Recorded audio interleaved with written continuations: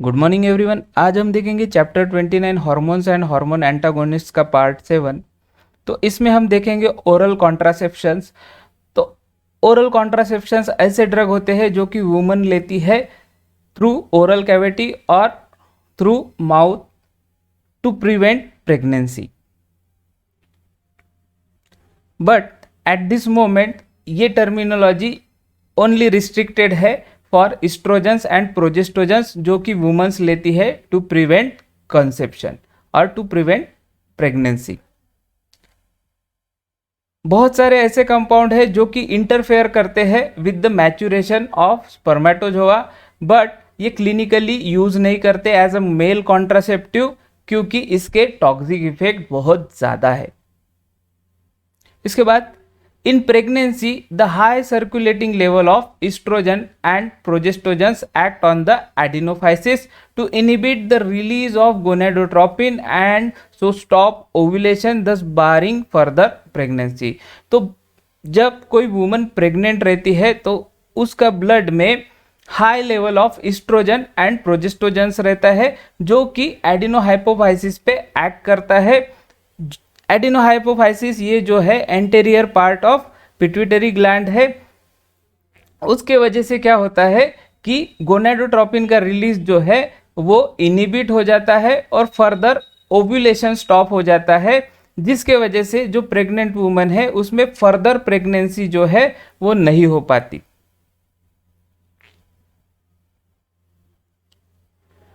It is possible to do this artificially, but the best method of giving the hormone is of some objection and there are several recommended regime and many types of estrogens and progestogens are used। तो oestrogen और प्रोजेस्टोजेंस को artificially भी दे सकते हैं, but best method है कि जो natural origin के हॉर्मोन्स है इसे यूज किया जाए as a contraceptive with some objection. Sorry, इसे हम दे सकते हैं वुमन को टू प्रिवेंट प्रेगनेंसी, बट इसमें कुछ ऑब्जेक्शंस है कि भाई इसको कुछ पर्टिकुलर वे से हमें देना पड़ता है वो वुमन को, जिसके वजह से उसमें प्रेगनेंसी ना हो पाए। तो इसके लिए सेवरल रिकमेंडेड रेजिम दिए हुए हैं जिसमें वेरियस टाइप ऑफ एस्ट्रोजेंस और प्रोजेस्टोजेंस यूज किए हुए हैं। तो इसमें फर्स्ट आता है कंबाइंड। इसमें बोथ एस्ट्रोजन और progestogens are taken from the 5th to the 25th day of the menstrual cycle. तो कंबाइंड ये एक रेजिम है जिसमें एस्ट्रोजन और प्रोजेस्टोजन जो है ये 5th डे से 25th डे तक के जो मेंस्ट्रुअल साइकिल जो होता है 28 डेज का, उसमें 5th डे से चालू करते हैं वुमन और 25th डे तक के इसको लेते हैं एस्ट्रोजन और प्रोजेस्टोजेंस को इन अ कंबाइंड फॉर्म, जिसके वजह से उनके अंदर प्रेगनेंसी प्रिवेंट होती है। इसका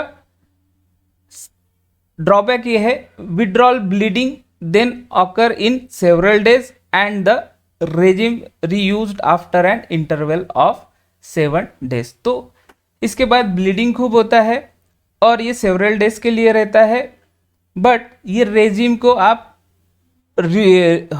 और वो वुमन जो है रिज्यूम कर सकती है आफ्टर इंटरवल ऑफ 7 डेज। तो ये जो कोर्स लिया है 5 to 25 days during menstrual cycle, इसको फिर से वो वुमन कंटिन्यू कर सकती है आफ्टर इंटरवल ऑफ 7 डेज। उसके बाद आता है सिक्वेंशियल।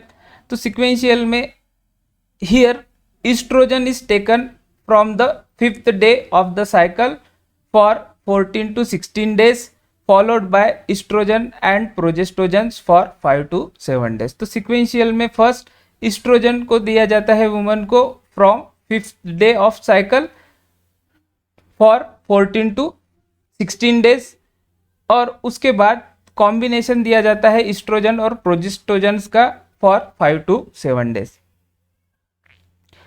उसके बाद आती है वेरियस मेथड्स। फर्स्ट हो गया कंबाइंड, देन सिक्वेंशियल और थर्ड है वेरियस मेथड्स।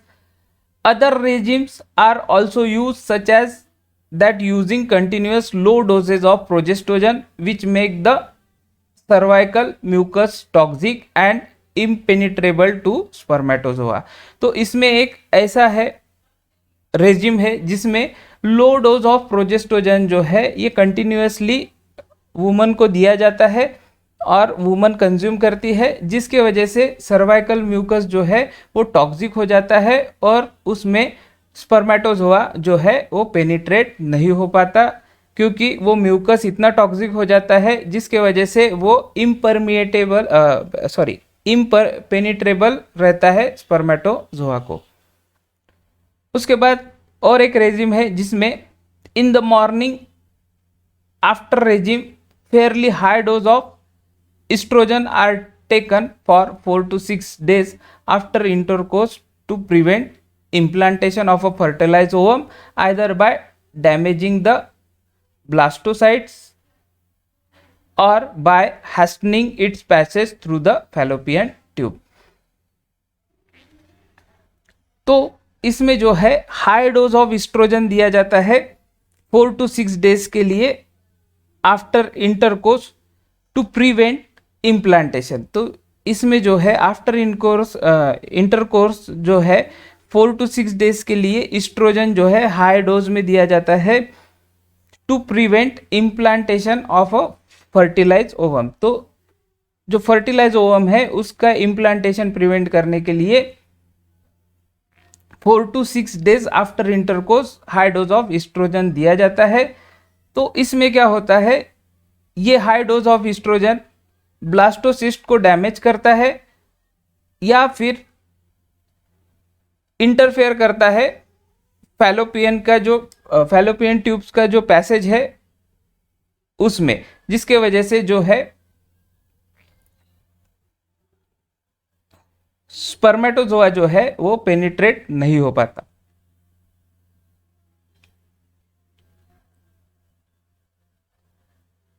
अब हम देखते हैं pharmacology of oral contraceptives.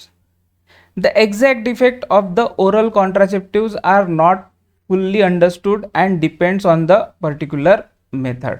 तो इसका जो फार्मेकोलॉजी है और एग्जैक्ट इफेक्ट जो है ओरल कॉन्ट्रासेप्टिव का ये फुल्ली अंडरस्टूड नहीं है अभी भी, और ये डिपेंड करता है कि हम कौन सा मेथड यूज़ कर रहे हैं और जो भी वुमेन है और फीमेल है कौन सा पर्टिकुलर मेथड और कौन से कॉन्ट्रासेप्टिव्स यूज़ कर रहे हैं, उसके हिसाब से फार्मेकोलॉजिकल चेंजेस होते हैं वो वुमेन में और उसके हिसाब से इफेक्ट दिखता है।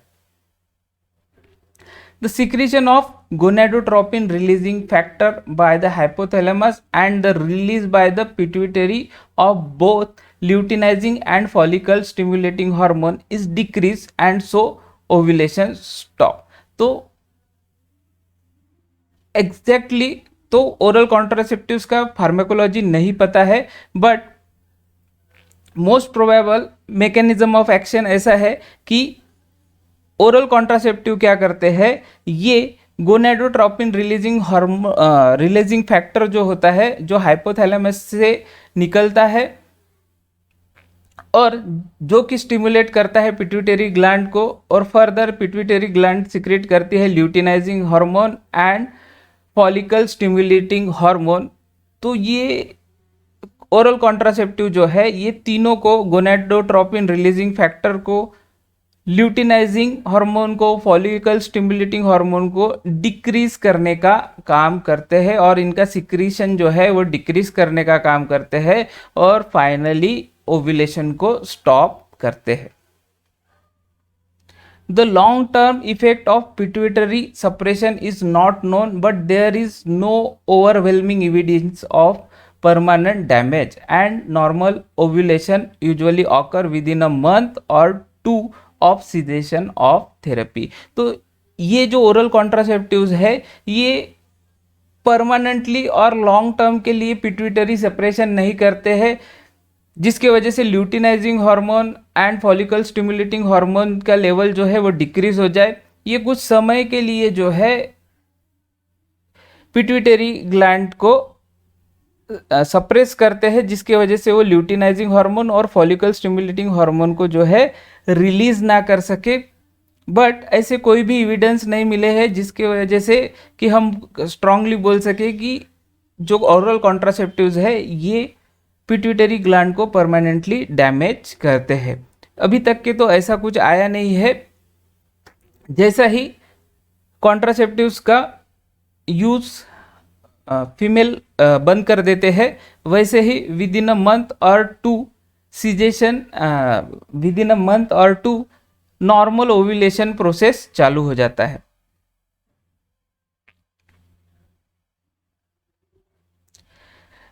There appear to be no effect on the ovary itself, and though the initial changes the endometrium depends on the type of therapy, it finally becomes thick, hypoplastic and unsuitable for implantation. तो oral contraceptives का जो effect है वो ovary पे भी कुछ ज़्यादा नहीं होता है, बस इनिशियल चेंजेस होते हैं ड्यूरिंग इनिशियल थेरेपी, जहाँ पे एंडोमेट्रियम पे वो इफेक्ट करता है ओरल कॉन्ट्रासेप्टिव, जिसके वजह से एंडोमेट्रियम थीन होता है, हाइपोप्लास्टिक होता है और अनसुटेबल होता है for implantation. Progesterone affect the cervical mucosa to become thick, tough and impenetrable by spermatozoa। तो प्रोजेस्टेरॉन जो होता है ये सर्वाइकल म्यूकस को थिक करता है, टफ करता है और फाइनली इम्पेनिट्रेबल करता है टू स्पर्मेटोजोआ। तो स्पर्मेटोजोआ जो है ये पेनिट्रेट नहीं हो पाता through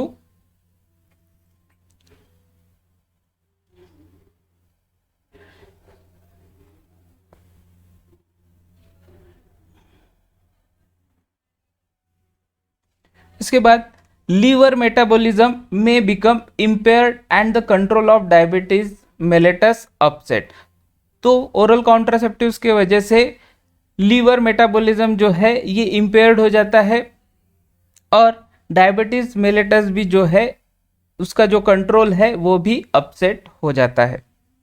There is increased hormone binding by the plasma and the total plasma hydrocortisone and protein bound iodine increase। तो हार्मोन जो है ये प्लाज्मा से ज़्यादा बाइंड हो जाता है, जिसके वजह से हाइड्रोकॉर्टिसोन कॉन्सेंट्रेशन जो है प्लाज्मा का वो बढ़ जाता है। इसके अलावा प्रोटीन बाउंड आयोडीन भी बढ़ जाता है, बट इसका हाइपरथायरॉयडिज्म से कोई भी कोई भी रिलेशन नहीं है। There is some evidence that the use of oral contraceptives predisposes to pulmonary और cerebrovascular thromboembolic phenomena, specially if the oestrogen dominant type is use. तो ऐसे कुछ एविडेंस मिले हैं जहाँ पे कोई फीमेल ओरल कॉन्ट्रासेप्टिव्स को यूज कर रही है तो उन्हें आगे चल के पल्मोनरी और सेरिब्रोवास्कुलर थ्रोम्बोएम्बोलिक फिनोमिना दिख सकता है। ये पल्मोनरी और सेरिब्रोवास्कुलर थ्रोम्बोएम्बोलिक फिनोमिना क्या होता है? इसमें क्या होता है कि जो ब्लड वेसल्स होती है और वेन्स होती है वहाँ के अंदर जो ब्लड फ्लो होता है वहाँ पे ऑब्स्ट्रक्शन आता है, जिसके वजह से थ्रोम्बोसिस होने के चांसेस होते हैं। तो ये कंडीशन तभी आता है फीमेल्स में जब वो ओरल कॉन्ट्रासेप्टिव्स यूज करते हैं। बट इसमें भी specially estrogen dominated type contraceptive जो है अगर वो यूज करते हैं तो पल्मोनरी और सेरिब्रोवास्कुलर थ्रोम्बोएम्बोलिक फिनोमिना होने के चांसेस बढ़ जाते हैं। Breakthrough may occur before the course of medication is complete and is due to an insufficiency of estrogen, so the dosage schedule should be adjusted appropriately। तो ये जो pulmonary और सेरिब्रोवेस्कुलर थ्रोम्बोएम्बोलिक phenomena है इसको हम कंट्रोल कर सकते हैं before the course of medication is complete. तो ये ना हो पाए जो भी वुमन ओरल कॉन्ट्रासेप्टिव को ले रही है तो इसको हम कंट्रोल कर सकते हैं अगर वो वुमन का इस्ट्रोजन लेवल पहले से ही पता रहे, जिसके वजह से हम डोज को एडजस्ट कर सके और हाई लेवल ऑफ इस्ट्रोजन वो वुमन के ब्लड सर्कुलेशन में ना हो पाए और उसके वजह से फर्दर जो कॉन्सिक्वेंसेस है लाइक पल्मोनरी और सेरिब्रोवास्कुलर थ्रोम्बोएम्बोलिक फिनोमिना वो वुमन में हो ना पाए।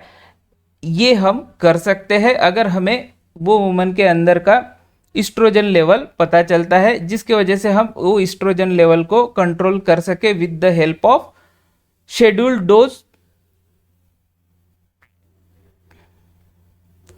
उसके बाद हम देखते हैं preparation of oral contraceptive.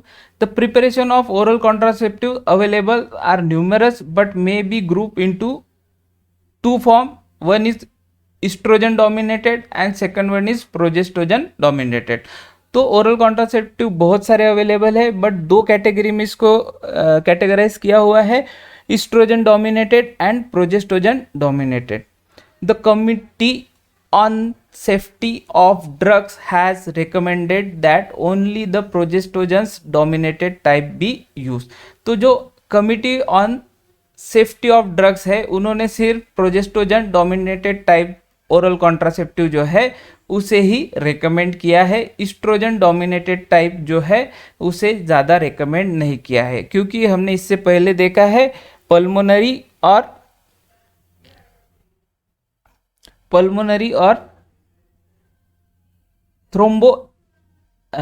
सेरिब्रोवास्कुलर thromboembolic phenomena जो है ये होने के वजह से इस्ट्रोजन डोमिनेटेड टाइप जो है ओरल कॉन्ट्रासेप्टिव का वो दिया नहीं जाता है और committee on the safety of drug वो रेकमेंड नहीं करती है। तो इसके कुछ ब्रांड है, एनोवलार 21, इसमें जो ड्रग है ethinyl oestradiol 0.05 mg and norethisterone acetate 4 mg इसका कॉम्बिनेशन है। उसके बाद है प्रीमोवोस 30 जिसमें इथिनिल इस्ट्राडायोल 0.03 mg है और नॉरजेस्ट्रेल 0.15 mg है। उसके बाद ओवरल ये थर्ड ब्रांड है जिसमें इथिनिल इस्ट्राडायोल 0.05 mg है एंड नॉरजेस्ट्रेल 0.5 mg है। उसके बाद लिंडायोल 1, इसमें इथिनिल इस्ट्राडायोल 0.05 mg है और लाइनेस्ट्रेनॉल 1 mg है। तो ये हो गया हमारा पार्ट 7। यहाँ पे हमारा चैप्टर 29 खत्म होता है। If you like the video then share and subscribe my channel. Thanks for watching. God bless you.